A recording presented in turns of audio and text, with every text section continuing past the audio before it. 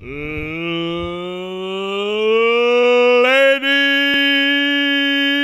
and gentlemen, it's time. What's up? How's we have spent? Well, I haven't. I've just been sitting around.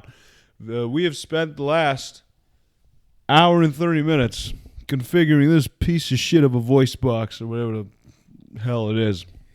Yeah. That was fun. To start things off, welcome to finally the Cosmic Delirium Podcast. live. If you're enough of a schizophrenic, everything is live. Even the John F. Kennedy assassination can be live. Yes. How's everybody doing? How are you doing? I'm doing good. After this painstaking process that lasted 2 hours plus food. You were breaking doing at the good. seams. Yeah. If the food hadn't arrived on time, we would have been fucked. You would have like tore down the walls or some shit. By the way, everybody, those watching on YouTube and other video formats, welcome to my apartment.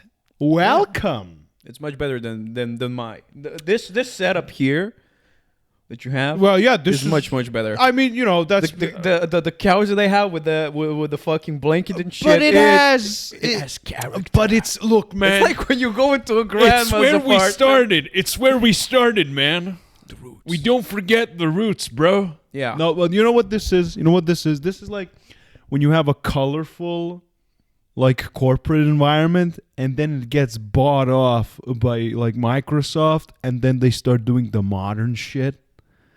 Like, no colors, minimalism, very, very, uniform. When you look at the new, like, Google apps, how they look like, they look the fucking same. They have, like, the same color pattern, but, they're kind of different. Have you noticed? Honestly, no. Let me show you. It's fucked up. Here. Just for those listening, just get on your. You might already know. All right. So we click on Google. Look, this is horrible. I mean, I don't give a fuck. This fucking minimalism is ruining everything. Everyone is wearing black.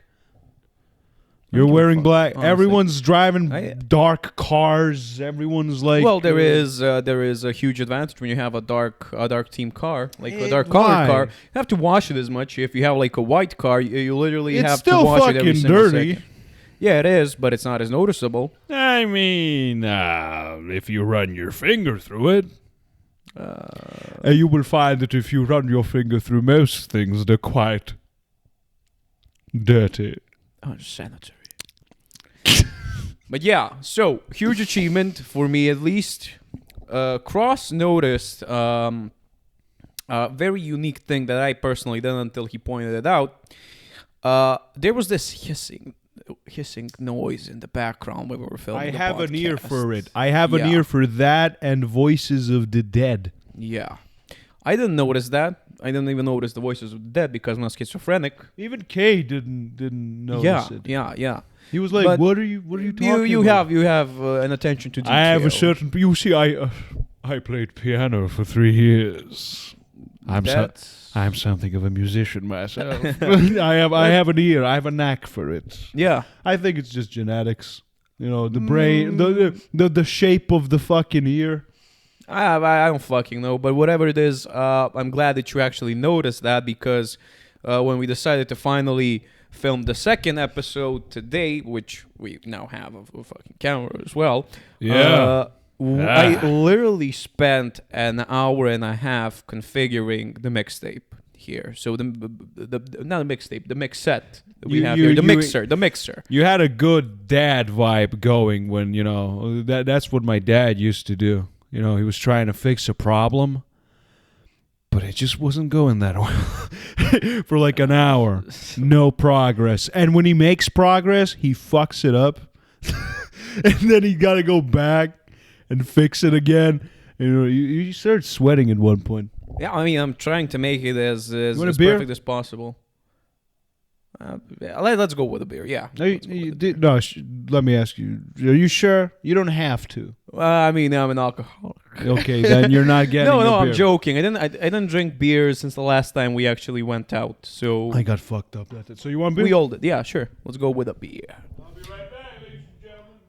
Ooh, my bottle. Very nice. Do you want a Bavaria? Oh, whatever you grab. Do you want a Carlsberg? Whatever. I will bring you the Carlsberg.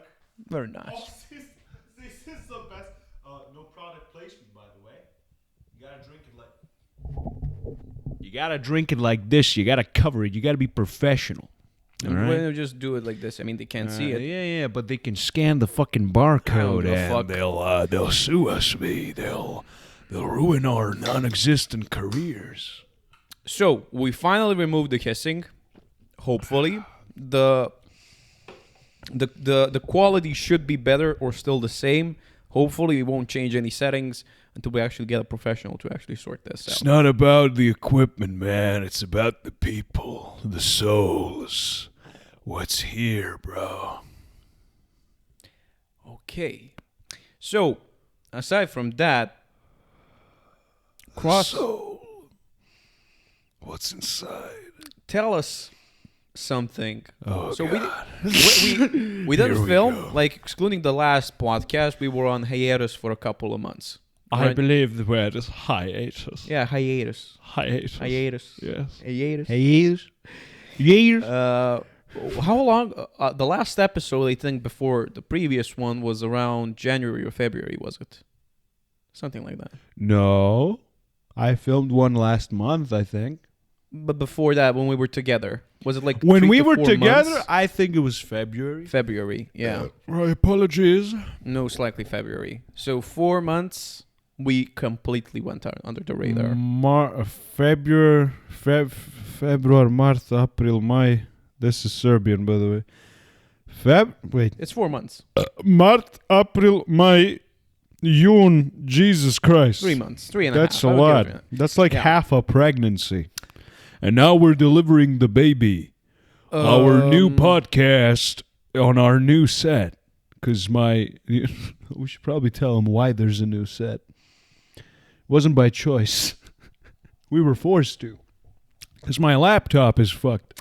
I can't bend the fucker. Yeah, I forgot about that. Yeah, the screen is like, I can't even move the screen because, it's Chinese manufacturing, which there's nothing wrong with that. Yeah, There's nothing wrong with that at all.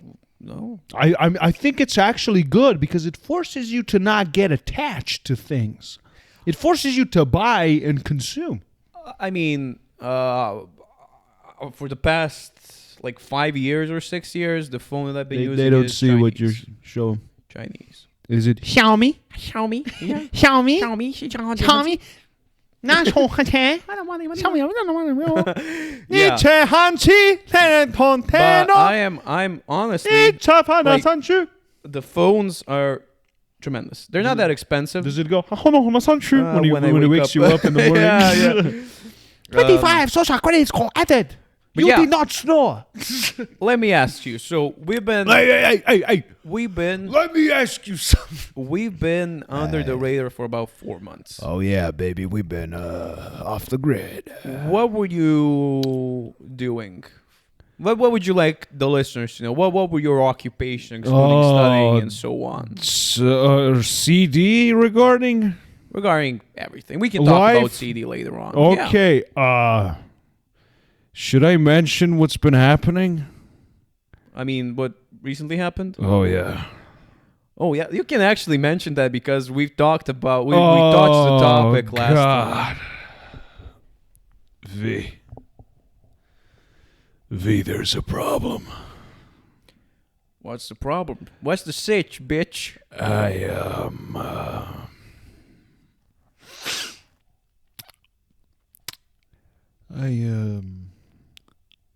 met someone. Well, we didn't meet physically. We started texting. She doesn't live in our country. We're not gonna mention where she No, lives. no, not but, not where. But she is in a different country. She's in a different She's country. pretty far away. She's pretty fucking far away. She's farther than I've been from home. She's pretty fucking far. And yeah. I might have fallen in love. You're jumping the bar. No, You're jumping the bar. no. Look. Look. You're jumping the bar. It's like, well, maybe it's not that, but it's like the you know when you meet someone Yeah. and you're like, oh, I kind of like you. This is 20 times worse than that. Yeah, I mean it's the This is bad, but it's great. I know. But it's like I feel great. I feel like young, very nice, very excited. But I'm fucking terrified. It's not good. You know what I'm talking about. Yeah, it's the when you meet someone, we all have that feeling, of course. You meet someone, that someone kind of understands you. When you start talking with them a bit more, then you actually notice that, okay, I can relate with this person. They accept who the fuck I am. And That's the weirdest part. yeah. When you're like fully on. Oh, you guys know how I am. Yeah. You know what I do. There's not a lot of people who accept that. Especially not, as you would say from the last podcast, from the female gender. Yeah, but you know what the thing is? Like, we mentioned this a couple of episodes ago. It was the same thing that I said. It's when you meet, when people meet you, they either like you or they're like, get the fuck away from me. Yeah. There's no middle ground. There's no middle ground. But that's good. We're either going to good. be best friends or you're calling the police. There's no middle. And as fate would have it, after that podcast, maybe like a week or two, you met new people. You met a lot of people, actually. I made like 10 friends 2 weeks after that. And since then, I've made like 6 more friends. Generally, a lot of people. It's weird. And that's what I said. It's weird. They're all retarded, just like us. Yeah, I mean, Like I'm not even exaggerating. I'm not using it as a derogatory term. Not even as a medical term. We're just weird. yeah. The jokes we use. You know, you have those internal jokes with your friends that if you say them in public, bad things are going to happen. You're going to be ostracized from society. Yeah, you're going to be judged and shit. Yeah, but we have that group of people, and we still do it in public. Yeah. That's And we don't the give a level. fuck. We don't give a fuck. It's Yeah. fun. It's really fun. Yeah. The most excited I get is when we go out for drinks or something like that, like 5 or 6 of us, and there's no filter. We're doing voices, we're talking shit, we're having schizo moments. People turn around,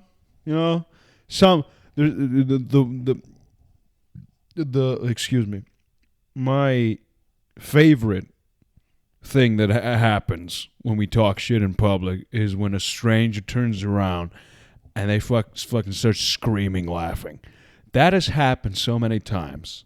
It's like having a human contact with a stranger, but not exchanging words directly with them. I love that shit. You know, when we were coming back from the drinks and I started doing a Trump impression out of nowhere and the guys in the bus were cracking up. They couldn't believe it. Yeah. Remember that? Yeah. I was like, yeah. So what we're going to do, it's going to be great. Listen to me. Why are you laughing? And then they're like, holy shit, he's doing Trump. Then I switched to Biden and things got fucked up. We're fellow Americans. But yeah, and it's very fun. Look, I hope she doesn't fucking see this. We're not going to go way way in. We're not way gonna in go deep. way in. Yeah, but look, it's not. it. You know, We're not it's- together. We're not. You know, we're in the. But you to keep it simple, Cross took a fancy to the lady. There's something there, man. There's something there.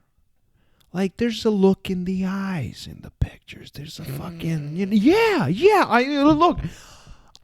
I was shown a picture of her, and I was frozen still. That has never happened to me before.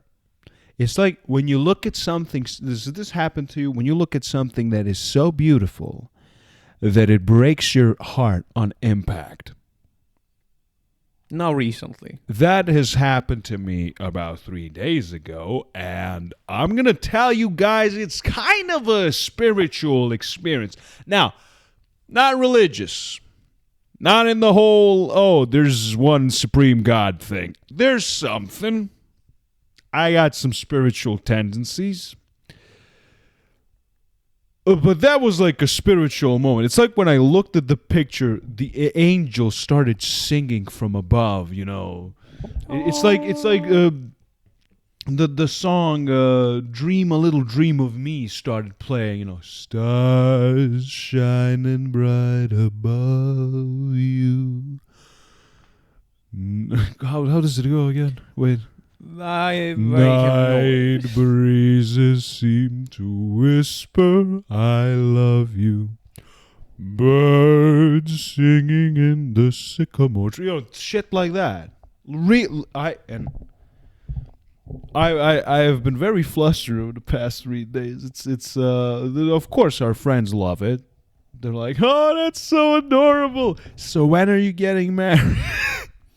Yeah, but honestly, the jokesters, they like to fuck around. Honestly, I mean, it's good. The only thing that we mentioned is it's kind of long distance relationships and stuff like that is a bit hard. But I mean, hey, there's not even a relationship. Hey, yet. no. I mean, if it comes to that If stage it comes eventually, to that, we'll you know see. what they say. Hey, what do they Love knows no bounds. Hey, love knows no borders either, but try telling that to border control. They'll fucking shoot you. They'll plant some cocaine on you, and then you'll wind up in prison. Yeah, so a lot of good things. Regarding game development, a lot of good things. Yeah. Regarding playtesting, a lot of good shit. A lot of people have Yeah. played our game, and let me tell you something. I'm taking off the glasses because we're getting serious. We're getting serious right now. Let me plonk them down. In the past 3 to 4 months, how many people have played the game? A lot. Now, this is not an exaggeration. My rough estimate, I mean, since we started officially playtesting with other people, I think that about 100 people, 80 to 100, have already went through the game. Some people play it consistently. Wait, you mean 80 to 100? I'm pretty sure. Individually. A total people. Separate individuals. Yeah.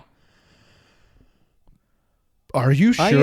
I at least I think it's like played it- 60. I at least played with about, excluding the group that I'm leading right now, that I have this thing ongoing. Our group of friends, of course. Yeah. I played with at least like 20 different people the game. Plus, I have about 5 to 7 more people that want to play in the future. You had that group of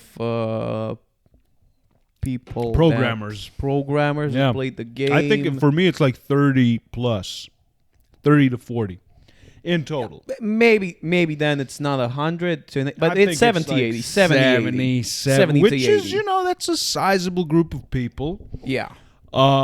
Only one of them, she didn't really,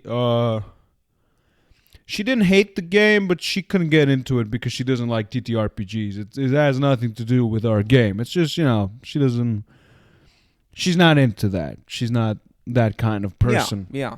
But the others, they love it. Yeah. They love it. It's It's weird. Personally, I mean, since we're not gonna include mention like the details and everything, but I think this game in particular shines during mid levels, just like D&D. You know, once you reach a certain level, I mean, we can tell them like how many levels there are. Yeah, that's there are. like, that's Okay, like yeah, that's not a game design Yeah. secret. So, that won't expose our entire. unlike D&D, Yeah, there's not like 20 levels. 20 levels is too much. Too much. What are you? Too What are you much. doing? Nobody's. Do you know how many people They don't play even from reach, 1 yeah. to 20? They reach 6, and they're like, "Hey, I'm having a kid, so we're not playing anymore." Not even 6, but most campaigns actually end until like level 10. Yeah, If they even, and that's like the 10%. if they're lucky. The 10%. I only did one campaign from level 1 to level 20. That's never happening again. Yeah. That It's a one in a lifetime experience. and when it gets to level 20, it's like bullshit. yeah. You get the wish spell, summon meteorite. You're a fighter, you can do 75 attacks. 75 attacks. You're a bard, you can fuck everyone. Fuck everyone. You're a wizard, you're literally every class but better. class but better. There's no reason to play another class. No reason to play another class. What are you doing? What is that? What is that? Stop. You're going to convince me that you're not even talking. That's my a voice. No, that's That's me. one of my voices throwing their voice. But You know what throwing your voice is? here's no. Staying on the topic. Okay. In your personal opinion, since we have a total of 12 levels, Oh boy, time to get canceled. in your personal opinion, Yeah. in this game, Yeah. we didn't actually play the final the final levels, like level 12, level 11. We're about to play that. We did kind of. Well, to an extent, but it's not yet. We And like it test was, continuously. It was fucking sick. But in your personal opinion, when does Cosmic Delirium become like the all-time like best in terms of levels? Like, when do you think that the game is okay? Now this is the peak of where the game gets like ultra fun and ultra chaotic. Literally any level. I would say Literally like any level. the game is fucking deadly. Yeah, It's like very you deadly. can die in just like that. You know when the combat really speeds up? There's two parts. We have like 12 levels, as we might have mentioned, I don't remember. Yeah. On level 3, you get like an extra attack. Because Yeah. in D&D you get like one attack and you get another one when? Level 5? I'm not sure. I'm not sure. well, I'm let's not sure. But yeah, here when you get an extra attack, it You get an becomes extra fucking attack, tremendous. and we have like a... You'll see. You'll see. Well, we can mention what it is. We just won't fully explain. We have like a reaction system. You have one reaction until level 7, and then you have 2 reactions. Well, there's 2 combat spikes during leveling. First combat spike is on level 3 when you have 2 attacks. Second combat spike, that's when combat gets fucked up. You got 2 attacks on level 7 and 2 reactions. I would say personally, Let's add another one. level 6, level 5, level 6. Level 6 is when you start getting the juicy things. Like, that's when you get some good fucking almost every single class. Better abilities. You get some equipment. tremendous Yeah, abilities, yeah. and that's when shit hits the fan. Even that's like- when you get baby. Either for everything, for your You class, turn- even for your species, some things. I'm just gonna say, Yeah, and- ultra. yeah. I mean, I love every single class, and every single species. Of course, there's some favoritism and shit, but I have. you know. I am a speciest favoritist, so There I'm is, sorry. I'm a xenophobe. there is literally one class where you can literally be like at level 5, level 6, and as you progress later on, Yeah. you literally can become a fucking Doom guy, a Doom slayer, We can say which class it is. a soldier, The soldier. a soldier. The soldier class. We have updated it, quotation marks, the least. It went through like It's 3 perfection. to 4 updates, and we perfection. haven't touched it in 2 years. It's perfection. It's the first class that we ever actually Yeah. created. And I wrote it down It's on the- a piece of like on the back side of a shitty notebook, and I looked at it and I went, "Wait, I did this in 45 minutes? This is pretty fucking good. Let's see where it goes." And now it's like there's no reason to touch it. Masterpiece. Nothing is to be done to it. You're the Mozart of TTRPGs, Cross. Yeah, and just like Mozart, I will die in debt and be buried in an unmarked grave. Yes, the grind! The grind doesn't fucking care where you die. It only cares that you die standing. But yeah, testing wise, A lot of sessions, a lot of one shots, a lot of mini campaigns, a lot of exploring the lore, a lot of testing some classes, and I wanted to make sure that Cosmic Delirium was like a blend of a lot of things, Warhammer 40K with all the psychic shit, because we have like psychers and mechanics like that. Mutants, something.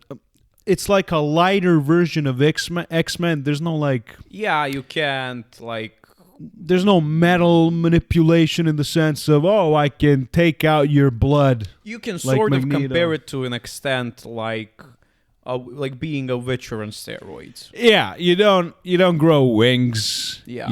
You can grow fangs. You can grow like bone blades, body armor that, as you level up, it's comparable to the armor of a fucking tank. There's some sci-fi things like breathing fire. Yeah, good shit. But that's not really far-fetched compared to what the X-Men do. Yeah. A lot. If we literally focused on the mutant to be like an X-Men situation, it would be so fucking busted. Yeah. Like comparing a soldier class to the mutant. If the mutant class was sort of like an X-Men level, every class would be insignificant. You won't be able to kill it. Yeah. You will be able to maybe kill at early levels, but as you progress, like at level 6, you will literally scratch like. I mean, balls imagine all the a mutant. level 12 Wolverine. Yeah, there was a lot of things. Like when we started off, I recall we had like the mutant. It was so fucking busted. Like Yeah. it was so fucking busted. It wasn't good. You would. I mean, it was good, but the other classes were just so. And If this the- happened if- with a couple of classes. If the actually, other but the mutant- classes are crying every time they meet that particular class wizard, not good. Not Yeah. good. Mm-mm.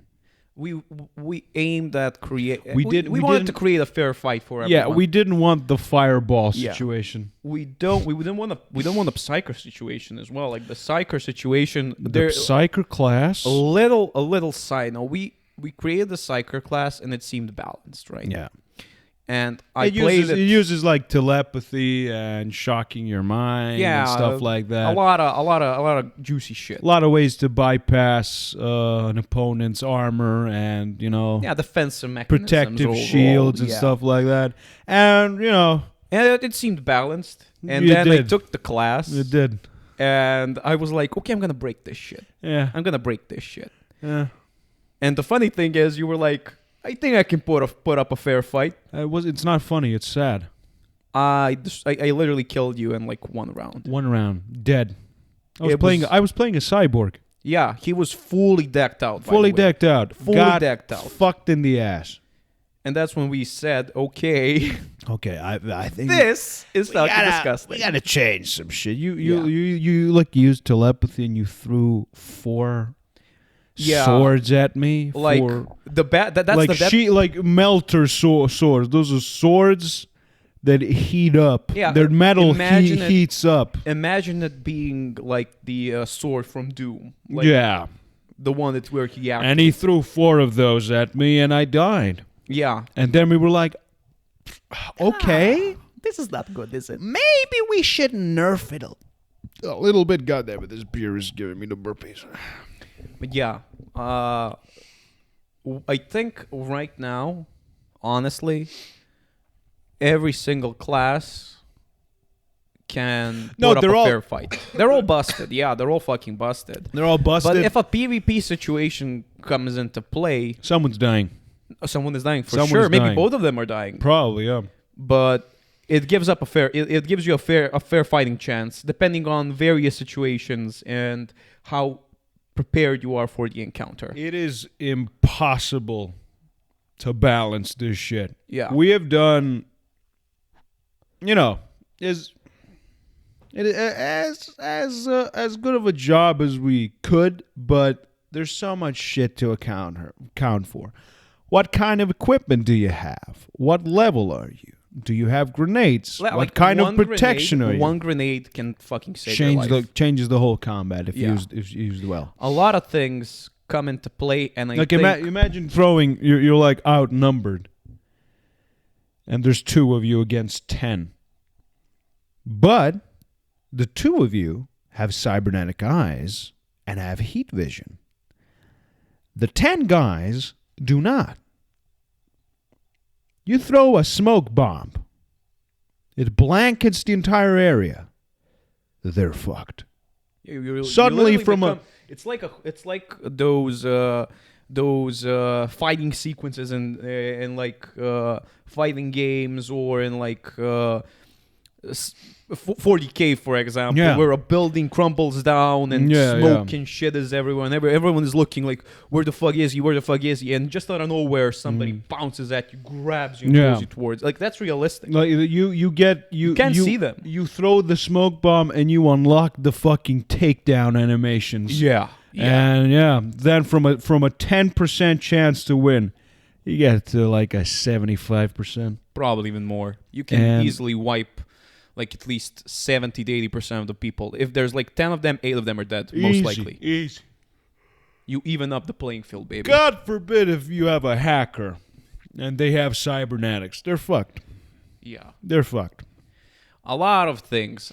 You can't account for everything. You can't. It's going to be really hard for Cosmic Masters, as we call them, instead of Dungeon Masters, to balance combat encounters. We're still thinking about how to. I'm still thinking about a system that can help, like based off of how many players there are in a group or in the encounter, how many enemies you can put in, what kind of enemies are they going to be, brutes, minions, or bosses, and it's really hard because there's 2 potential problems that can arise. Either the enemies are too strong or they're too weak. But then again, if there are enemies who are too weak, it's not a problem if it doesn't happen like that often. Sometimes you gotta for like 2 sessions, your players got some good gear. They raided a warehouse or a transport ship. They got some good shit, some cybernetics, military-grade equipment, special acidic and electric rounds, stuff like that. And, they got to feel the power spike. You got to throw him... throw him some guards, like 10 guards, and they just go ham on them, and they fucking break them, and it feels good. Yeah, and then you break their wills with a boss that is 4 levels higher than them, that has 3 attacks and 3 reactions and a shit ton of health. Yeah, and then the hacker comes along and he hacks the boss, and his brain explodes. Yeah, and then you have an aneurysm. The thing is, like, what I always do when we like test the game in general, like when they spike up in terms of gear and everything, spike up, I always have like an encounter or 2 where I like test the waters, just to see like where their limit is. Usually, since this is a reoccurring theme and everyone who plays, I'm like the ideal Cosmic Master. Or Dungeon Master, if we ever have like a D&D Cosmic session. Master it is. My rolls, every time I roll, and I always roll in front of the player so they can see what I roll, it's always shit. It's always shit. It's because you threw dice on the ground one time and you cursed RNGesus' name, and he has cursed the dice, and now you have to use them. Yeah. But it's always shit. And people love it because they always piss on my face. But then a sneaky little thing happens where I somehow start rolling good. And that's when the what I'm panic saying. ensues. And that's That's where like, what I'm oh saying. shit. And when Someone's gonna die. when you start rolling good, it starts like real good. It becomes hectic. High numbers, high It numbers. becomes hectic. They can't do anything. It They're gets like, shit. panicky. People Shit. start We're all dead. shivering and worrying about their future prospects and their 401ks. Yeah. But but that I fucking love that. I mean, what's it's what's the your cycle. favorite? Like, what's your favorite thing? Like Killing players. excluding like Slowly the killing players. excluding the situation where you're like leading a game. And you're killing players, which you enjoy doing that. I mean, I sort of enjoy doing that as well. I don't seek out to do it. But anytime I get close, I'm like, oh yeah, this is better than sex. Yeah. Oh yeah. And when you watch them and they realize their character is dying and they're thinking about shit to do, but inside my head I'm like, nah, you're dead. It's coming. I can't wait to describe your death animation. Oh God. And sometimes I like to go, I like brutal shit because, it's a sad moment and it's distressing how violently someone dies in front of you. And you're like, what the fuck? But I think the bigger impact when somebody dies, like, for example, you have 3 players or 4 players. When you kill Kill them in real life, you shoot them. Your character is that you pull out a gun, you shoot them. When you kill a player character, the person that just lost their character, most of the time they're in shock. Yeah, you tell them, get out of the apartment. They're in shock and No one they ever don't know what see the you fuck. again. They don't know what the fuck happened. I enjoy the reactions from other players that are on the table because they're more distressed than the player that just fucking died. What can we say then? There's always one of them was like, we gotta run, fuck that guy. Yeah. Can we use it as bait? But aside from that, what's the most enjoyable aspect of leading the game in your opinion? Role playing, making the players laugh with some it's essentially like stand-up bits using NPCs. For those uninitiated, NPCs are non-playable characters, which the Cosmic Master uses to manipulate the world. Just doing like skits, some funny shit, throwing in a funny character. Another really good thing is when one of your players has been like really reserved for a long time during play, and they can't open up. They can't get into the role play. They're introverted. They think they're gonna embarrass themselves if they do a shitty voice. But then it starts like coming out. They start throwing in some character quirks. They start, using some phrases that they don't usually use in real life, which means that they're acting out a character, a psychological archetype in their brain that represents part of their psyche and overall individual self. And they start vibing. They start getting, so we're here to have fun. And I'm trying to. It's a real hard icebreaker with these programmers. I'm retarded, but they have Asperger's, so it's kind of hard. It's kind of hard to make them open up. They essentially, this is if you're not awkward in role play, you usually role play yourself, so you're not even role playing, which can be fun too. But it's it's growing pains. They try to role play, you know me. I always like throw opportunities for role play, and yeah, they're still getting used to it, but I think it'll get there. It just needs time. Well, what about you? What's your favorite part? I enjoy the role playing aspect is of course important. Like Yeah, but specific shit, like- the main core of the game is always role play, and that's always how it is. I love creating aside from those demented NPCs that are like my bread and butter. I like making demented NPCs that go ham and make the players question their moralities. You have a knack for creating seemingly comedic relief NPCs that actually turn out to have really fucking depressing lives and backstories. Yeah, that's my favorite part of your DM. That and the detective campaigns. Yeah. You see, the thing is, I always look at this leg. Yes.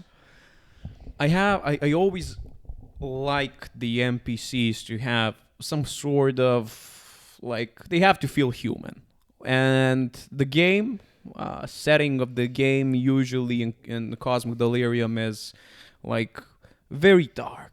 It's not like 40K dark, but it's 21st century recession impending dark. It's right now. It's realistic, it's dark, and especially since you're most of the time playing characters that are working outside of boundaries of the law.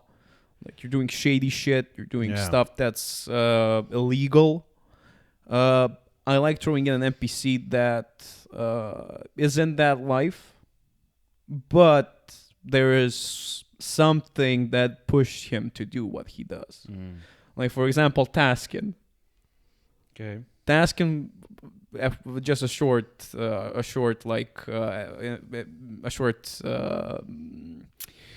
ahead. introduction to the character. There you go. He's a lieutenant in the police station in Sand Hill. Sand Hill is going to be one of the playable planets on Cosmic Delirium. He's a lieutenant there. He is a highly ranked official. He is absolutely addicted to drugs and alcohol. He's chaotic. He is more in the illegal business because he's corrupt as fuck. He's doing all these questionable things. He's going down the street killing people with RPGs and stuff. Yeah. But essentially, yeah, typical police San behavior. Francisco. Typical police behavior. But when you actually meet the character, at first you're like, this man is an absolute degenerate. He is uncontrollable. He's a force of nature. He's Jaime Lannister in season 1, 2, and 3 of Game of Thrones. A fucking very, very easily hateable cunt. Yeah. But then you dig, you scratch. You take the finger and you scratch away at the soul, and then you find, why is he doing all of these things? He started doing that because he has a daughter that has a very, very rare condition where I forgot how I named it, but essentially her bones are very, very frail, sort of like glass, but very frail glass, where essentially everything she touches, or if you touch her, she immediately gets a fracture. Yeah. And the treatment is very, very, very expensive because it lasts for a couple of months. She has to go into intensive care. She has to take all of these meds. She has to go through several operations. Very rare meds. Yeah. Private clinics not available. They are available in state hospitals, but the wait is enormous. You're put on a list. Yeah. And everything that he is essentially doing there, he is doing that for his little kid. Yeah. So and then you're like, oh, so that's why you're stressed. That's why you take drugs. That's why you're doing all these fucked up things to save your little baby girl. Yeah. And the thing that I loved about that is when he is with his little daughter, he's completely sober. Oh, yeah. He's sober. Yeah. He's all groomed up because he's usually unkept and he reeks of alcohol and shit. He's in dad mode. And he's in dad mode and he's just taking care of her. we want to go there. Let's As go he there. should. As he should. Yeah, and that's his weakness. I totally forgot when they made the character. Like I didn't know that was Cross's weakness, but he has a weakness for single dads. That Dude, when I see like a kid that is like, if it's physical pain caused by disease, if it's like, oh my, I lost my dad in an accident and now my poor single mother needs to work as I don't know, has to work 2 jobs. You know, 2 jobs. Commit herself to raising the kid on. Yeah, so. I just, there's something fucked up that I feel. I'm like immediately like, I gotta keep this kid safe. I mean, man. that's normal because kids are innocent, man. You know, they're like the only pure thing. No, they're in not. This They're world. all suspicious. Kids should not be trusted. They use it against you. You're just eating shit right now, but that's a normal human instinct. Like they're the only thing in this cruel, disgusting world that are uncorrupt, and you want to keep them pure. It is a cruel world. Some parts are disgusting. There's a lot of parts that are beautiful as well. Yeah, that is true. But in this cruel world, you still want to keep them safe. There's so many people that work, because you work like a customer support job, and so many people who work in customer support jobs are like jaded as fuck because all day you interact with the bottom tier of society, like mental faculty wise, because they have nothing better to do. Unless it's like in the evening, then like gamers call you, which is not really, not the best, not the best. I when they talk with these people, like there are some, of course, people that are beyond saving, right? Yeah. They're literally just calling you to piss all over your face, and so they can just, you're essentially their stress relief. Yeah, they have all this pent up energy, just want to piss all over someone that can't punch back, right? But a lot of people that are actually calling, because they have a legit problem that has to be sorted out. Now, the bad thing about that is when you have to tell the bad news, and the bad news is always there, you know? Like sometimes when you resolve the problem, that's like the best possible situation. When you can't resolve the problem, that's fucked up. And you're fucked up. They get because they're screwy. not in that case they're not pissing all over you because you're the one that made the mistake, but you're technically representing the company. Yeah, you're know? right there. They're mad. Yeah, and most of the time they throw a fit and they're like, "Yeah, I know this is not your fault, but I'm mad. I'm mad at your fucking company." I'm mad. And I'm like, "Yeah, I understand. If Yeah. I was in your position, I would be pissed off too." I'd be shitting on me as well. Yeah, because you're paying for the service, and that service is not there for like 5 days. What is the service? Well, any service. For example, it can be internet. It can be, I don't know, you're paying for grocery delivery like every single day. Yeah. The groceries don't arrive for some reason, and Have so you on ever and so done on. grocery delivery? Fuck no. Yeah, I've Fuck never no. done it.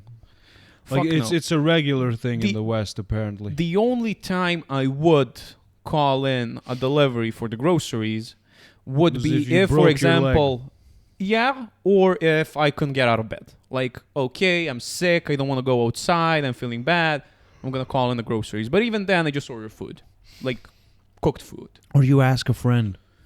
I mean, I could, but Why not? I'm just going to be in bed for like a day or two, and then I'm just going to go outside. So I'd rather just order something, you know, that's prepped, eat it, go back to bed, and that's that.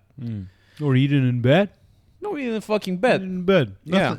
There's nothing better. You know, getting sick is fucked up, but it gives you an excuse to live like an animal for like 5 to 6 days. You sit in bed, you're eating cookies, drinking tea, watching that show you always wanted to watch. It's fun. Yeah. Unless you have cancer, then it's like, yeah. Any That's, serious disease sucks ass. So we're not including that. Yeah. AIDS. But Have you ever met anyone with AIDS? I hope not. I think Not I did. because, you know why. I mean, even if people Not had bad. AIDS, I don't believe that anyone would tell me that they have AIDS, you know? Yeah, I mean, Like you meet a person, they're like, "Hey man, my name is Mike. I have AIDS." yeah, you know that it's would like be fucked it's up. like vegans. Like, hey, I Yeah. have AIDS. Yeah, Nice that to would be meet you. fucked up. That would be fucked up. But I mean, I was gonna ask like, why be ashamed of it? But then I thought, well, okay, imagine you have AIDS right now, Mark. Who would you tell?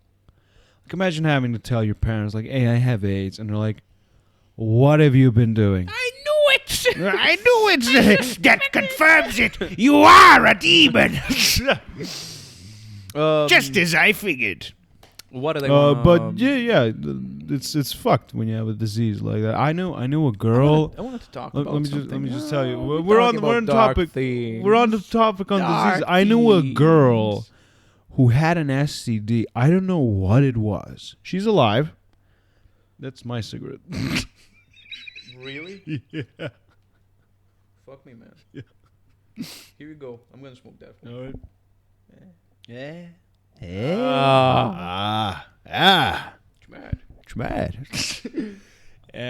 She had an STD, and she had like on her hand. It was like growths that look like rocks, like spiky rocks. You know how a virus looks like under the microscope. Maybe that was not an STD. Maybe it was something else. It's like grayscale in Game of Thrones. Maybe you know? it was something else. She told me it's an STD. Look, we used to hang out, and she was like, "Yeah, I got an STD." I'm like, "What is it?" She told me what it was. I don't remember the name, but it was like all over her hand, and she fucking covered it in shit, and it's not easy, man. When you get an STD like that, if you don't hide it, people will fucking judge you. You can't get an STD if you don't have any sex. That is true. I mean, dude, I had sex with one girl. She had a fucking STD, V. Well, it wasn't a serious one. It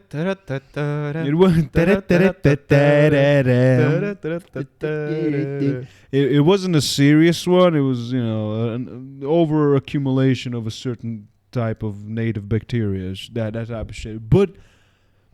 And that's a common one, actually. It happens, if you like use particular medicine that destabilize shit. But that's like a basic STD.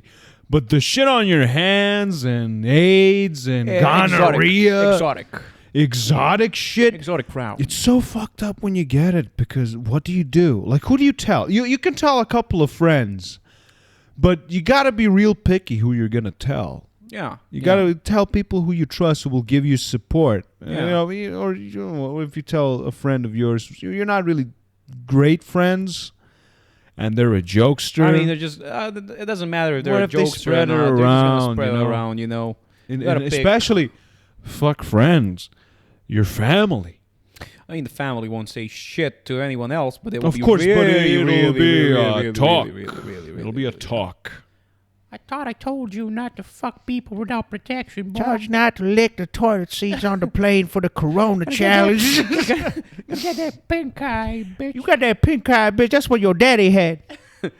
Yeah. Why you think we haven't seen him in 20 years? Aside from that, like, Aside from STDs. I wanted to talk about something, but I forgot.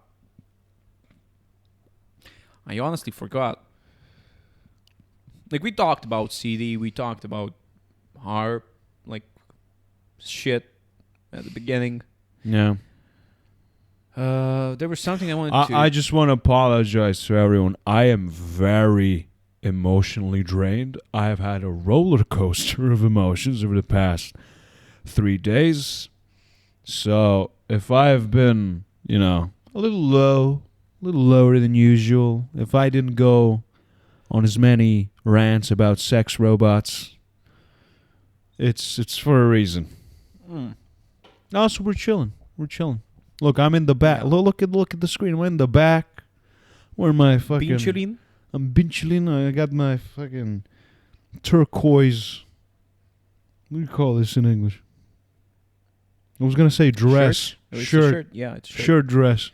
You know what I was thinking? Like, aside from the podcast we're gonna be doing as well, maybe we should Maybe we should end it. That's not a bad idea.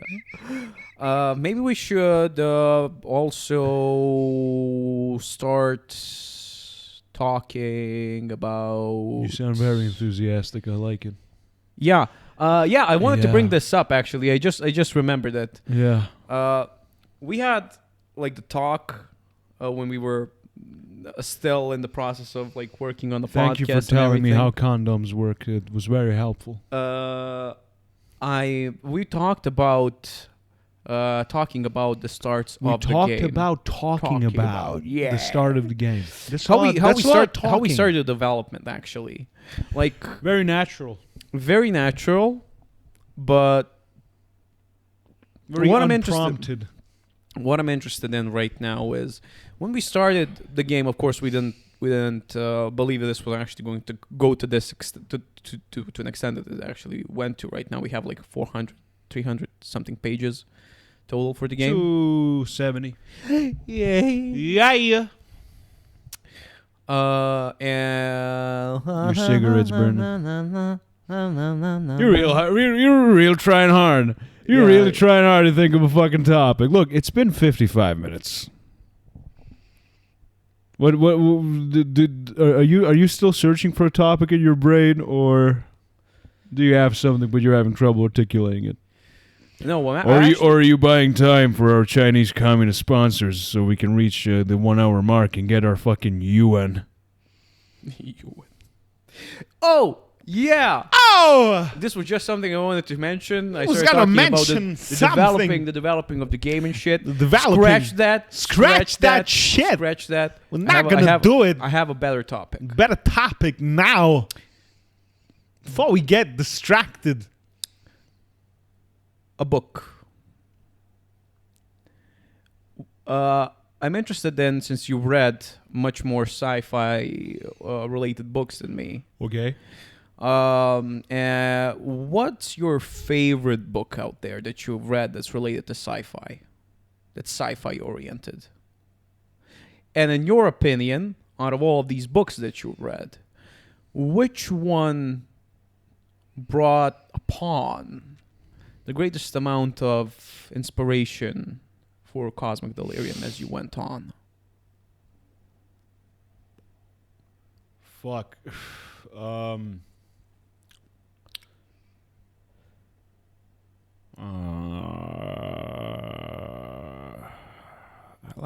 That's the thing. I read a lot of sci-fi books. I mean, not a lot. Just, I mean, A lot more than me. I can't choose a favorite because I took inspiration from each and every one of them. From like, what's that called? Altered Carbon. Yeah. The Altered Carbon book is fucking amazing. I love how they use the idea of neural chips and hookers. How you can literally you can sell your body by having a pimp install a chip inside of you, and you essentially rent your body, and you don't remember like what the customer did to you and shit. And that very very like sociologically and psychologically fucked up. That whole concept. I'll say another thing in Altered Carbon, the fucking cloning. Yeah. Like, people travel vast distances not by using rocket ships and advanced, sci-fi shit like that. They go into a cocoon. They transfer the consciousness of their body from a chip to another chip. So let's say you're in Miami, you have a corporate meeting face to face with the Japanese, and Okinawa. Wow! And you fucking transfer. Well, that was terrible. You go to Okinawa. You transfer your consciousness through the chip, and you're like there instantly. And you have meetings all day, and that reminds me of life keeps getting faster and faster. When we came up with email, now you can do more things, but you have less freedom. I think it portrayed the same shit. Like, you're busy all the time. You're just hopping from body to body, and it's eroding your identity. What, like, are you the body that you are? is your consciousness like not limited to that?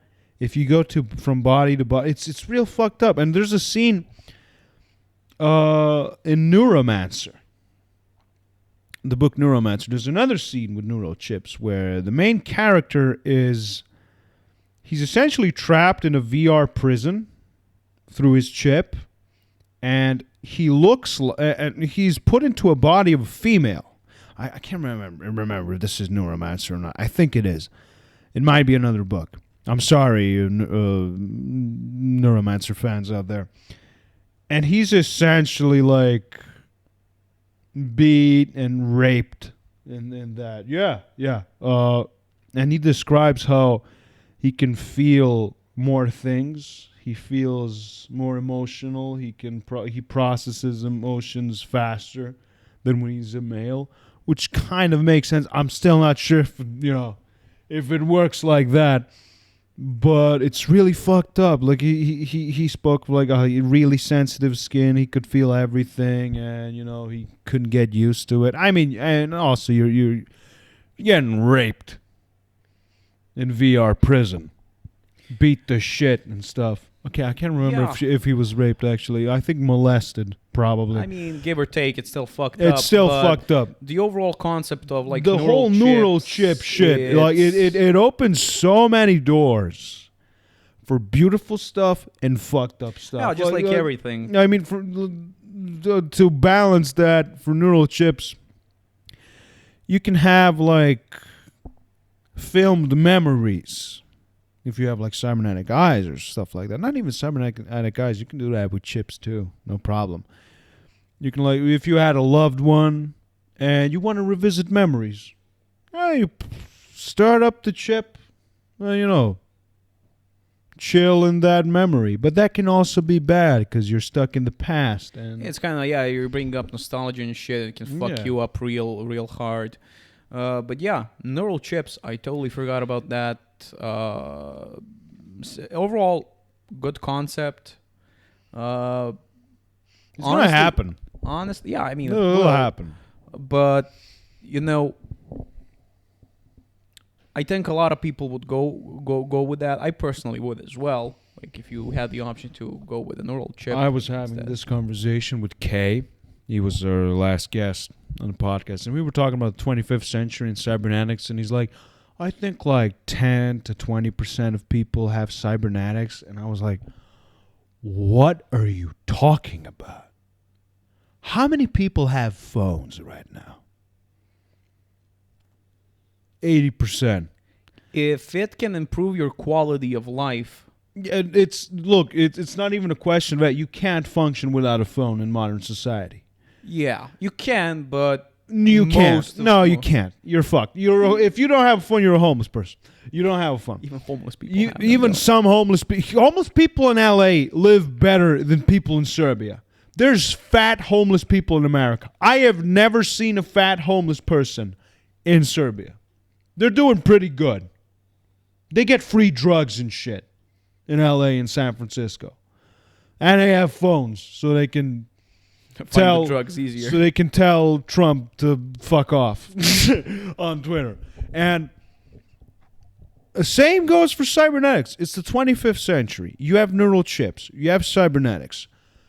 Picture this. You're in a corporate job. It's very competitive. You got to grind. You're a CEO there, and you got to hire a, sales manager. Someone who's going to take care of all that shit. Who are you going to hire? A person without neural chips, or a person that has 4 times the processing power of a normal human brain?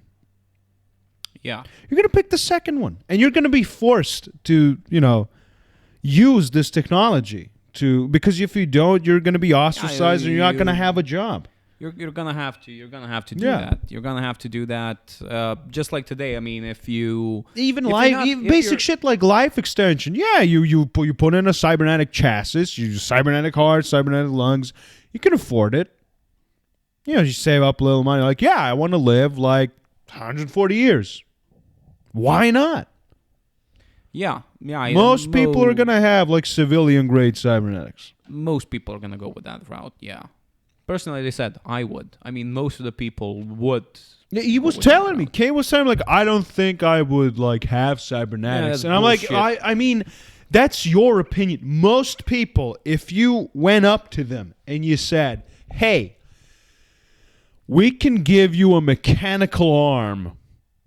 It'll feel the same as a normal one, but you can do a lot more shit with it because it's stronger, Where do I and you sign can up? defend yourself." Where do I sign up? Where do I sign up? Let's go. I'll replace a finger. I'll make a finger cybernetic. I don't give a fuck. Yeah, totally agree with that. But he thinks it's like most people wouldn't do it. Here's his reasons. He says, "Well, I think it's built into us to like keep our bodies like they are." I think it's bullshit. No, what? I think it's bullshit. Like if it was built into us, if it was built into us to keep natural, we wouldn't be having fucking phones. We wouldn't be wearing shorts and shirts, and we wouldn't be flying planes. We wouldn't get on a bus because we'd be like, I think it's natural for us to run. You know, eventually, even if, let's just say, like, even if like 40% or 30% of the population went with the cybernetic program, I think that as time goes on and on and on, it will sort of become like a norm where you just have to go with that. Culture would adapt. And eventually, where you have a minority of people, they're like 5% of the population, it will be like human bodies equal human souls equal purity. We have to stay pure. That this goes against the will of God and so on. But religion always does that. Yeah, but you know what's the thing? Like even with religion, for example, like Muslims, they are like hardcore defensive of their belief. Yeah. They stand by it. No changes. For example, like any changes that are happening in the world, the religion does not adapt to it. Like they follow the core rules of the religion. There's a lot of talk that they do adapt.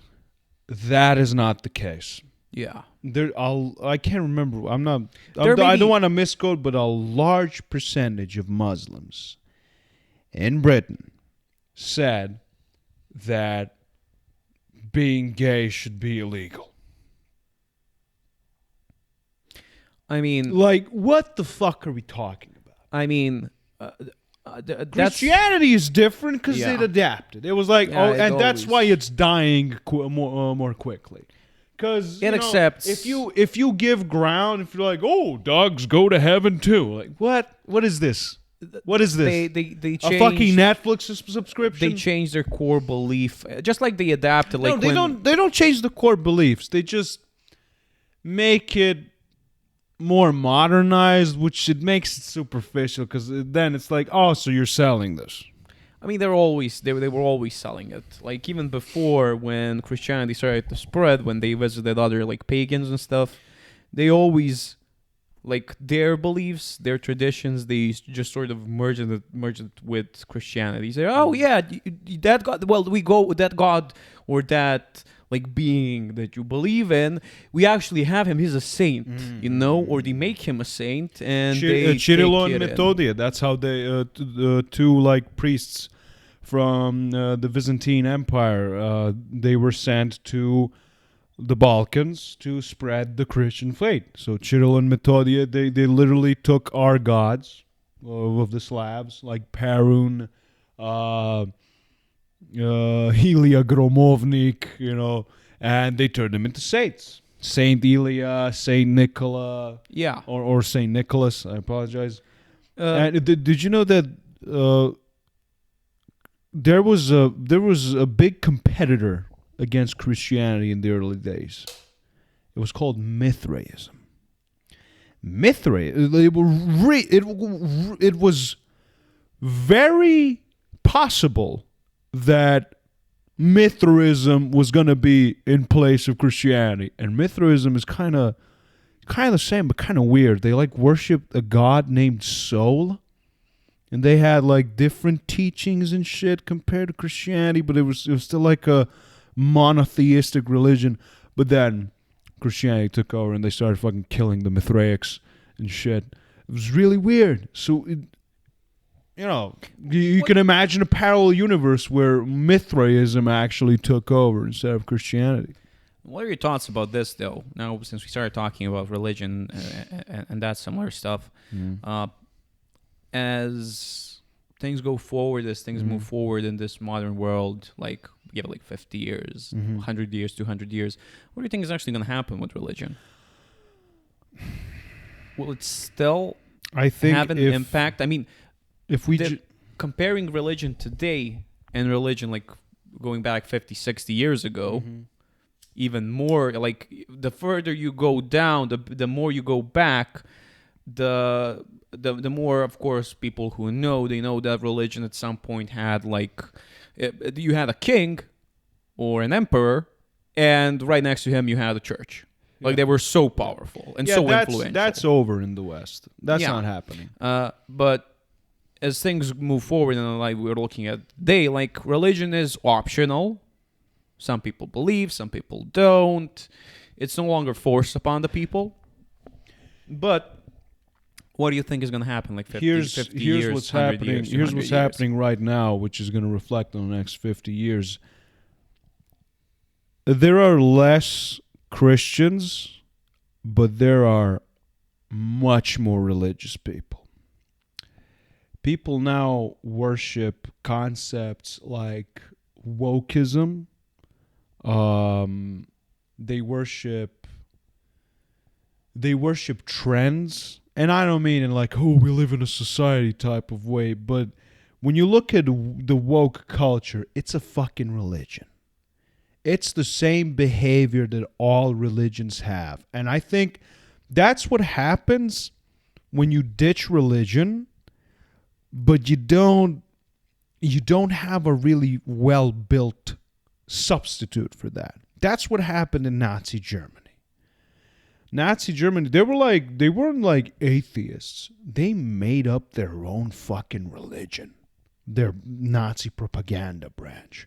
They made literally, I don't know if you know this, but there was an entire cultural program that Hitler and Goering worked on, where they started reviving like the past of the Nazi Aryan people. And these Aryan people, they were the Aryan people were discovered by the British when they started uncovering the history of India. So the Hindus that lived there, they forgot about those temples. They were buried under jungle and shit. And then the British came, and that's one of the good things that they did over there. They brought back the culture of the past to India. Very good. No, most people always talk about the bad shit, but there are some good parts of imperialism. Yeah, there's a lot more bad shit. But people always stick to the bad. And that's when the Aryans were like discovered, and they looked like Indians, but they had like I think they had blue eyes. I'm not sure, blue eyes, stuff like that. And then you have Nietzsche, whose works were modified by his Nazi sister, who made like the concept of the Übermensch sound like racially superior, which good for her, fucking psycho. And then they used like the roots of the German people, going back thousands of years, and they started using like fucking runes.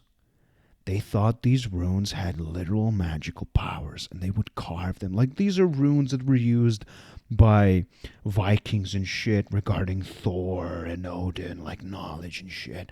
And they would carve it into their knives, into their uniforms. Some runes presented fertility, some presented death, and success conquest.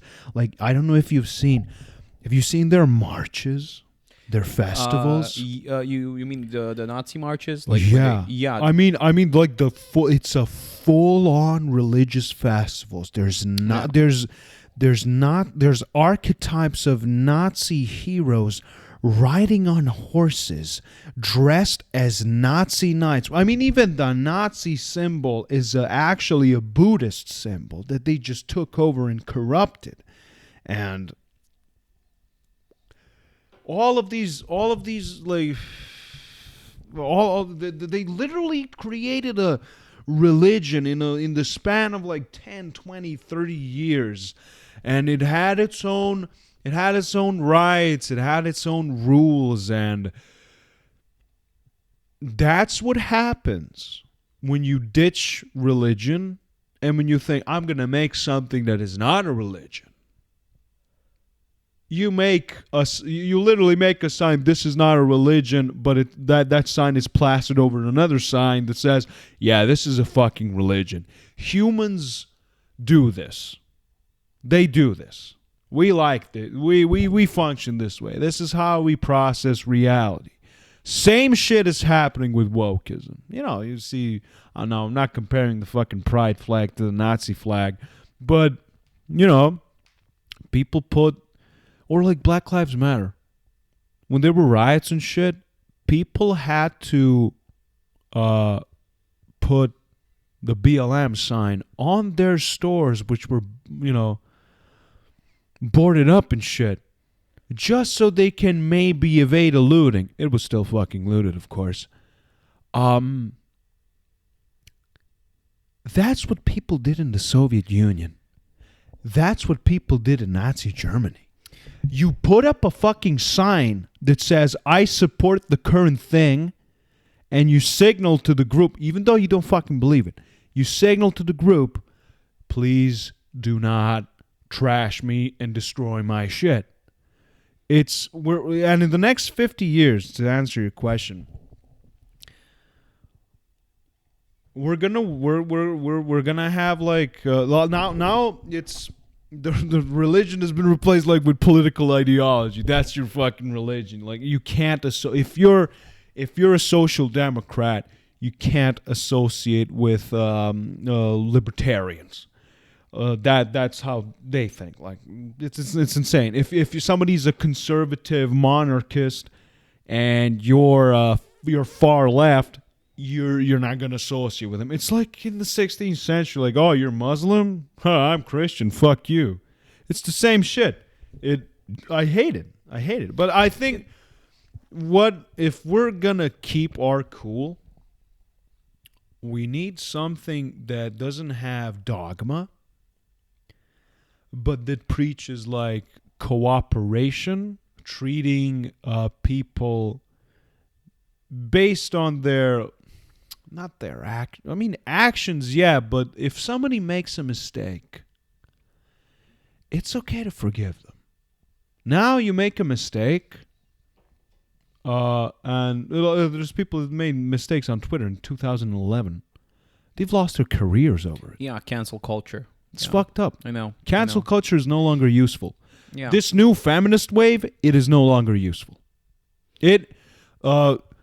Most of this shit, like the LGBTQ plus fucking bullshit community, it is no longer useful. It is destroying society. It is destroying children. There's a lot of, you know how many gay people I've met who are like, dude, that LGBTQ plus shit, it's going too far. We just want to be gay. We just want to scissor and suck dick, and we don't want to be fucking bothered. But they're not helping us. Same goes for the gay parade. Like, there's a lot of gay people who do not support it because, you know, it's literally a Slaneshi ritual. Yeah. Well, my opinion in general, like, okay, we mentioned Black Lives Matter. We mentioned like the LGBTQ plus. We like feminism, Proud Boys, and Antifa, feminism, and so on. They're cults. They're all cults. Yeah, I give a thumbs up for all of their like early efforts. Like if they were oppressed or they believed that they were oppressed at the beginning, I don't. let me finish. Like at the beginning, when you're fighting for your rights and stuff, if you want to fight for your rights, go for it. You fought for your rights, all right. But a lot of people that are representing them are, as you said, like at the beginning, maybe they had some people that were really fighting for the cause. They didn't. I mean, some the lesser parts, like the peons. Yes. Yeah. Yes. But what I'm saying the, is, the leader of Black Lives Matter fucking escaped with millions of dollars that Yeah. were supposed to be donated to impoverished communities. Yeah, listen, I'm not as well rounded in those fields like you are because I didn't read up. I'm not interested in those things. Like the reason why I essentially asked you because I know that you were following everything that you would like to. I'm a go little with rusty this. on it right now just for my mental health, but But I don't know, the generally, gist my of it. opinion is like, okay, you started a movement, you try to do something, and so on and so forth. Respect, but once you look, go it's too like far, Bitcoin. It's a pyramid scheme. yeah. But once you go too far with it, you're only just doing more bad than you're doing good. Yeah. I mean, Like, look what happened with the Proud in Boys terms- and the fucking storming of the Capitol. Did you see that? No. Yeah, there was a fucking rally, a Trump rally, and then the fuckers stormed the Capitol building. They had to evacuate the senators, which I don't give a fuck about senators. Like, oh no, they got scared a little. But Good. the point that I'm making is like if something has to, just like you said, if you want to believe in something and if something has to exist where you want to like have a purpose in life, like, you know, you want to believe in something, you want to find a cause, it has to Make be it something, good. yeah, it has to be something that promotes like equality. Like in my opinion, it doesn't matter who you are, Yeah. what you are, where you're from. Don't make me treat you a different way just because you're like something else. Yeah, Don't go up to me and go, hey, I have special rights compared to you. yeah. No, you don't. You do not. If you did, that would be discrimination. Yeah, yeah. The point in case being that really, I mean, when it comes to like, for example, even vegans, like we know a lot of people that come from different like backgrounds that have their own beliefs, their thoughts, and so on, and they tell me, okay, I'm fucking vegan. You know, Yeah, I'm good. vegan. All Yeah, right. I'm like, yeah, good for you. I mean, I Your respect bones are that. gonna decalcify, but good. I respect you. I respect you. Just for don't doing make what me you do it. Yeah. Just don't make me do it. You don't have to push And your don't beliefs make your onto child others. be vegan, please. Please. If I see people need to start fucking with children development. You can't with child development. You can't feed fruit and vegetables to a child. They'll get an autoimmune disorder. They won't grow up big and strong. They need meat. And people who feed. Have you seen the fucking like those videos where vegans feed their dogs a vegan diet? And then they give the dog like two choices. A veggie burger or a fucking steak. Which one do you think the dog goes for? Stupid question. Steak. Of course it goes for the fucking steak because it came from a wolf. Wolves ate people. They still eat people. There was actually a battle, First World War. There was a ceasefire between the Germans and the French, I think. Or was it in the Second World War? It's one of those. One of the two ones. They had to make a ceasefire because there were so many fucking wolves eating people from the woods that they were like, all right, let's kill the wolves and then we'll go back to killing each other. That's where dogs come from. That's what dogs are. Lesser versions of that. They can't eat fucking fruit. We want to feed him a veggie burger, but it has all the protein. Shut the fuck up. Shut the fuck up. Go read a book on nutrition. Go ask any doctor that is not from LA, preferably. Go ask them, should I feed my kids spinach? They'll go, if they have any sense, they'll go, what the fuck is wrong with you? While they're calling Child Protective Services. Same thing with the fucking sex changes. You know about this? Sex changes. One in particular. There's a fucking wave of retarded parents who, like, have you ever played with Barbie girl dolls, or any, like, specifically, culturally female toys when you were a kid?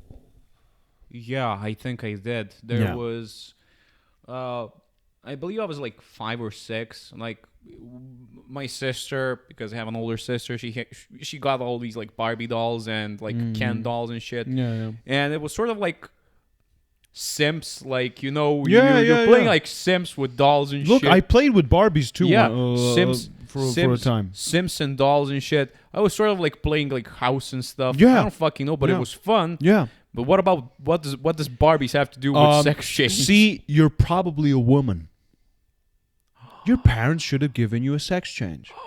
We should have been women. We are now. Bullshit. This is why we're weird, man. Bullshit. This is why we're weird, man. Bullshit. Yeah, it's happening. Let me tell you something. A man in Canada was arrested because he didn't want to let his child go through a fucking sex change. How old was the kid? I think like 10, 11.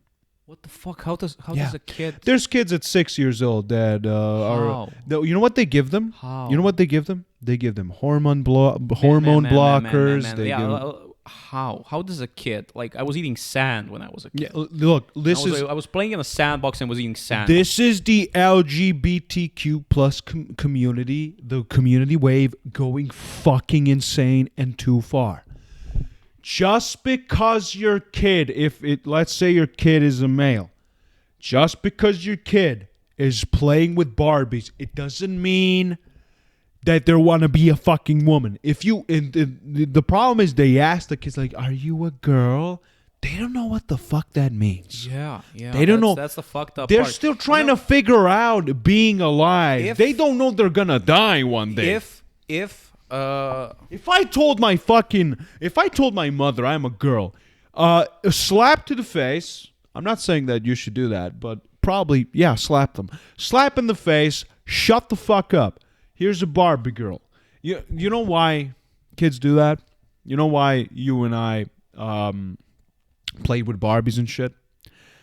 That's what kids do when they want to understand how the opposite gender works. It's a fucking play learning thing. I mean, I wasn't playing with Barbies with that in mind, but that's how you do. You do it naturally. You play. Fuck? Yeah, because you're trying to relate to the other gender. That especially starts around kindergarten, when you start interacting with both girls and boys your age, and then in order to relate to them, you play around. You take the Barbie girl, or if you're a girl, you're like, I want to do skateboarding and shit like that. But now of course there's kids who are. This is the problem with society, because skateboarding is a guy thing, which it's not. I mean, everyone can fucking there's do a it. lot of females that are actually like skateboarding, and even they skateboard a shit ton better than actually males do. Yeah.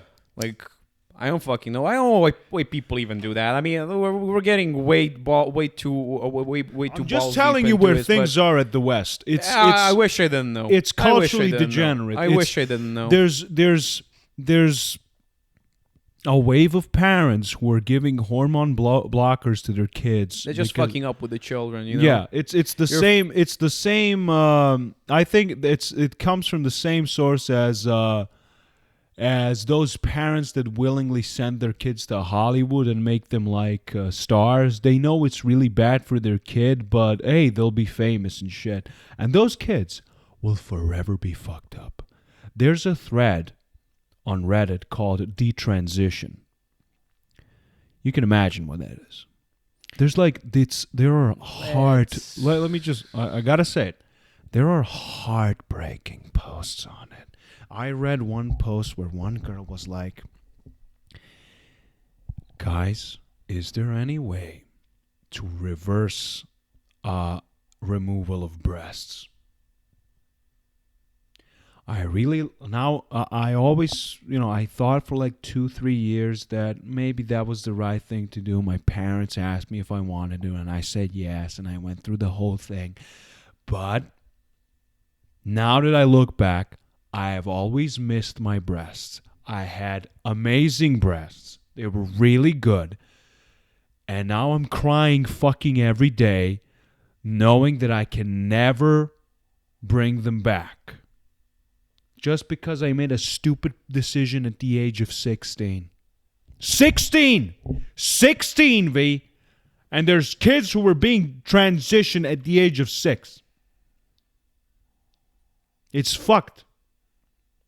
Thankfully, that's never going to happen here. Like, people are going to... Yeah, people would start a revolution in Serbia if that happened. Thank God. Yeah, Thank God. I mean, honestly, a lot of these things going into this topic, I really didn't know. But now yeah. I wish I never heard that. Like, look, this is why you need to know. Because if it starts... When you have kids, and if that shit starts happening here, homeschool. There's a lot of parents right now who are homeschooling their kids because public schools have become a cesspool of ideology. Kids are being taught about communism, being gay and shit. You're literally brainwashing children. Like, I don't know. That purity that I talked about, That's how you destroy it. That's how you destroy it. That's how you destroy it. You talk about sex at the age of 5. Like, what the fuck are you doing? Let the children eat sand and play in the parks, man. What the fuck? Yeah, slap his head and you go, don't fucking do that. What's wrong with you? Yeah. Imagine your kid comes out and he's like, I want to chop off my pee-pee. I'm a girl now. Like, you don't even know what that means. Seppuku my ass right on the spot. What the fuck? I don't know. There's a difference. It's rancid. Rancid. Now, if your kid, your male kid, is playing with Barbies and they're a little feminine, yeah, they're gay. Okay. Don't chop off their fucking dick. They're gay. That's okay. Whatever, like, this is just my take on everything. Until they develop as a person, until they know that they're like until they're legally an adult. Every action that they take, until they know they're accountable for it. Yeah. Like, before that, shut the fuck up. Yeah. Like, okay, you do that. All right. It's your life. I understand. You want to do something drastic to your body? Yeah. I mean, I don't know. Like, for example, like tattoos, the most minuscule thing ever. Like, if my child was like 16, 17, they were like, yeah, I want to get a tattoo. I'll be like, okay, think about it real hard. Let's wait until you're of age. And we'll talk about it later, okay? We'll talk about it later. I'll give it until like 20-something years, Yeah. Like, when he comes to like 21, 22, 23, and he comes around again and he's like, oh, Dad, I got a tattoo. Or, oh, Dad, I want to get a tattoo. I can't say no. I mean, it's his thing. Yeah, it's his thing. It's his thing. He is sensible. He knows that he's going to have to wear the ink for the remainder of his life. Of course, now you have all these tattoo removals and stuff, but still, even if you remove them, you can faintly see the marks of the tattoo. Yeah. It's his thing. You do your thing. You know what you're doing. If I say no... What is he going to... He has a job. Yeah, he doesn't give a fuck. If I say no and you're 20-something, then... It's just going to turn into a fight. I'm just trying to manipulate him at that point. Trying to influence him. Would you do that to your father? Yes. I mean... It's like... I am extremely thankful that my parents did not let me get a dog. I am very thankful. We lived in an apartment. I was like, I want a dog. And they're like, hey, you're not getting a dog. Shut the fuck up. That is a big responsibility. We live in an apartment. You can't even wipe your ass. What the fuck? You want a dog? Yeah, that's what I'm saying. If you live in a house, cool. Get a dog. Get a dog for your kids. Stop being an asshole. Good. But now that I think about it, like, I wouldn't keep a dog in an apartment. Here's the thing about this is I'm not saying all apartments, but most apartments that Especially have if you dogs. have like a small apartment. Yeah, especially if it's a small apartment. You can smell the dog. You can tell by the smell of an apartment whether a cat or a dog lives there. The owners are used to it. They're used to the pheromones and all that shit. But if you don't have any dogs or any pets, and when you go to someone's home and they have pets, you can fucking smell it. Also, it's a big responsibility, especially if you have a job that you got to go do with your car and it's not, remote. You do it from home. Listen, as I said, I don't fucking mind. If you want to have a dog, Go have a ahead. dog. Go ahead. I do understand the. But don't make it an impulse buy. I do understand the people who don't want to have a dog at the apartment. It's sensible.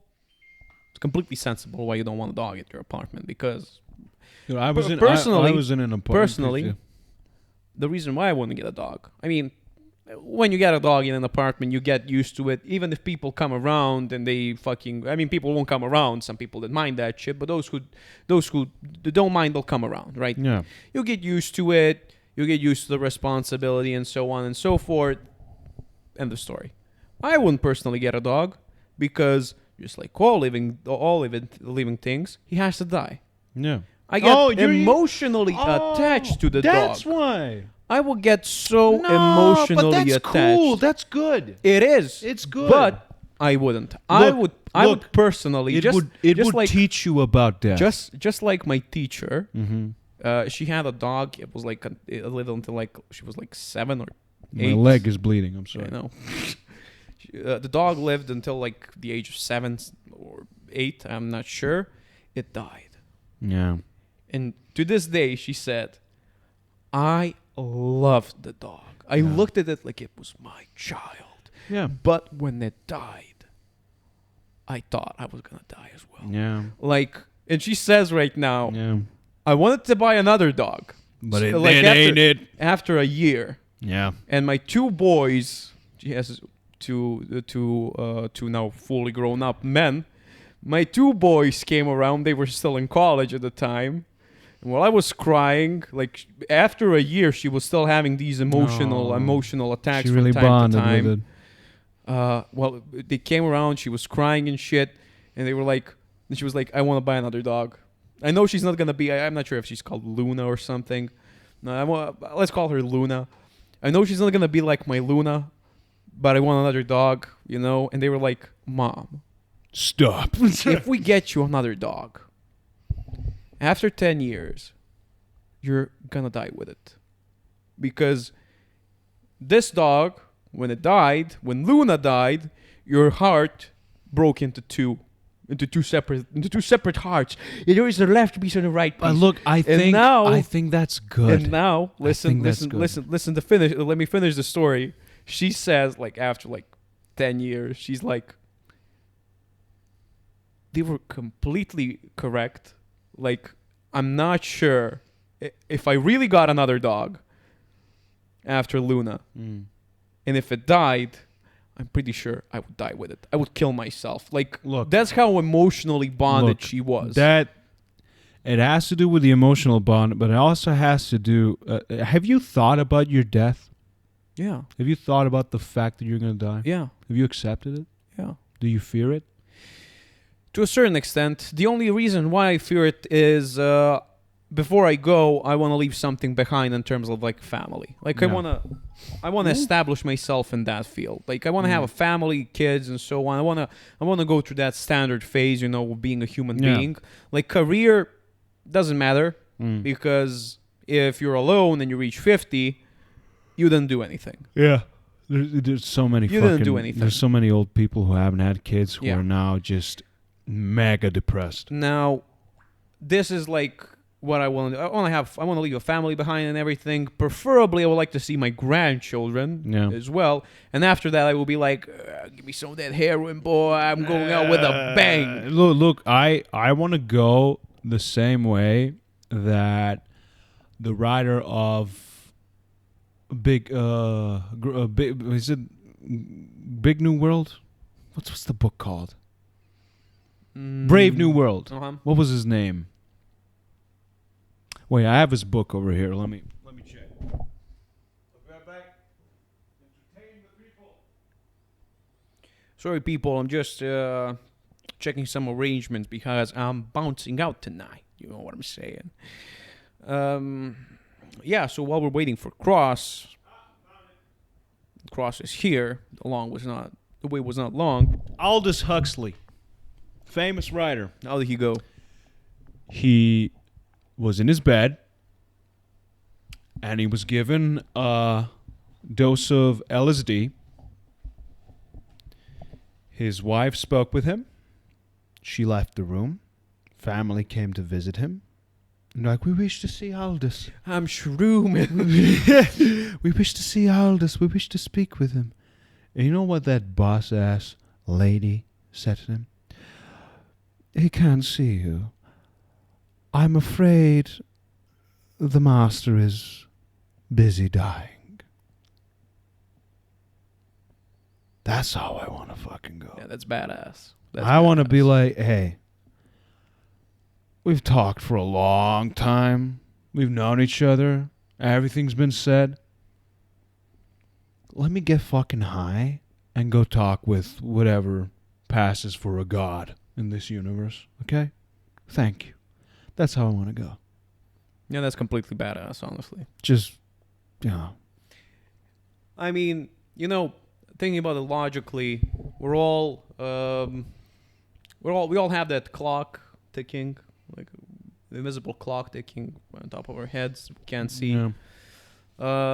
We're kind of cursed because we know that we have to live. I think it's better that way. Yeah, we're cursed that we know that we just have to live until we fucking die. Have you seen vampires? They're fucking jaded. They're yeah, mad. Yeah, but paranoid. They can always just take the pussy way out, go and step into the night. I mean, so can we. Yeah, we can just jump from. we can go into the dark. Yeah, but there is a certain beauty. There is that spark, of life. Yeah. You just have to live it as best as you can. Try to do everything you can. Try to leave a mark if possible on this world before you go. And it's not necessary. It's not. You don't have. You just have to to be satisfied with just how you went out. Surround yourself with people you love. Be honest, or at least don't lie. Be honest with yourself. Be honest with others. Cherish the honesty of other people. And whatever you do, do it with love. Hate only destroys. It might not seem like you can make something with hate, but it'll be killing you in the process. Love.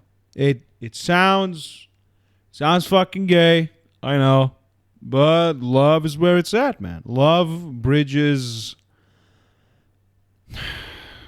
It bridges like cultural norms. It bridges religion. It bridges age. As long as it bridges borders. Everything. As long as you love things, and as long as you're open-minded, I believe only good things will happen. Like, try not to do harm to others. That's always my motto. I mean, we've all been there when somebody like fucked you over, screwed you over in one way or another. But it's much better to forgive. That's the most fucked up part. I never, like, I was at the phase where I was like really, really hateful towards these people. Like, I was never like, oh, I wish they fucking died. I was never like that. Like, I had that. I was never like that, but I was like, I really, really fucking hate this individual. I really fucking do. But after thinking about it, like, why would I hate them? Because everything that they did to me only made me grow as a person. It helped you. It helped me grow, you know? Yeah. Like, I don't hate them. I'm thankful. And even now, if I were to meet one of these people that fucked me over, whether that be love-related, whether that be in my professional career, whether that be this, whether that be that, I would seriously, without any problems, sit down, have a drink, talk about their life, see what they're on about, and I would openly ask them, like, okay, you know that one thing that happened? Just out of curiosity, I'm not even fucking mad. Just tell me why you did it. Yeah. if they lied to me, that's on them. If they tell me the truth, That what's that there's a little heartbreaking thing there, like when for example, when I actually I'm not gonna say specifics No need. for the best.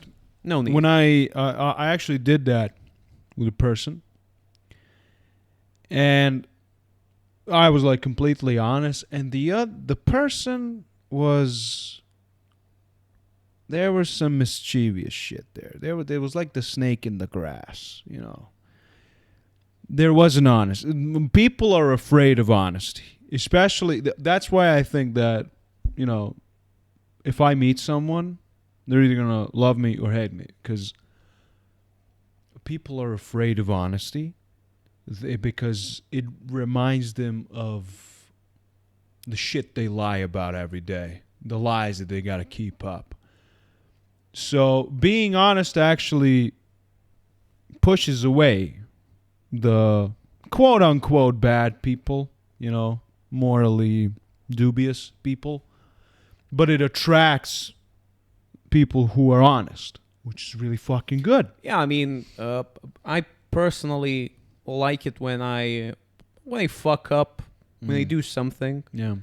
I honestly prefer that person, like, because sometimes you do some things that might hurt people, and you do it because you think it won't, you know. Especially when you joke with someone, sometimes you take it a bit too far. Yeah. If they tell you, "Hey, that fucking hurt," Yeah. or "Hey, can you please stop? Yeah. I'm not in the mood," or whatever. Yeah.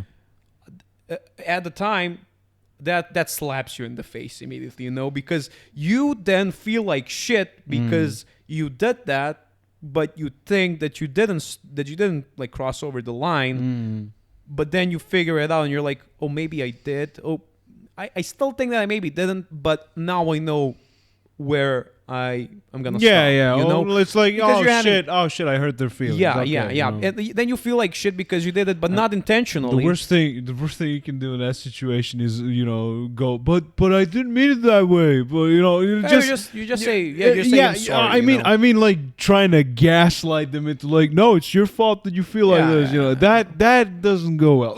yeah. Telling people how to feel usually, you know, unless you're like Hitler level charisma. You just say you're sorry and you just go past that. So I really do appreciate it. I like how we're progressively fucking slouching more and more. I think it's been almost 2 hours, V. We're wrapping up. I think it's time to fucking end it. Yeah. I thought we were gonna do like an hour, then we started talking about kids chopping up their dicks and shit. Yeah. But it's one of those. This has been an unconventional episode because we said we're gonna keep it at an hour always, but we went right past that. So the banter and everything has been exquisite. It has been quite delicious. And we're the next time when we film the podcast, we won't be alone. Hopefully, again, we'll have a guest where we're gonna talk about some different topics. V, look at me. You look tremendous. Look at me, man. Look at this. Look at this. Oh my god! I'm gonna when you leave right now, I'm gonna go buy cigarettes with you, and when I come back, I'm gonna have a fucking nap. Go for it. I'm gonna have one of those fucking power naps, and then I'm gonna eat, and then I'm gonna do a little bit of study. Oh my god! I have an exam tomorrow. Ladies and gentlemen, it's been real swell. We're glad to be back. Cross is glad to be back as well. Oh, God. And thank you for tuning in. This has been V for Vincenzo, and this is right next to me, my fellow co-host, Cross. Thank you for tuning in to the Cosmic Delirium Podcast. Bye. We'll see you next time. Bye-bye. Bye-bye. Bye-bye. Can you turn it off? Yes. Bye-bye. Bye.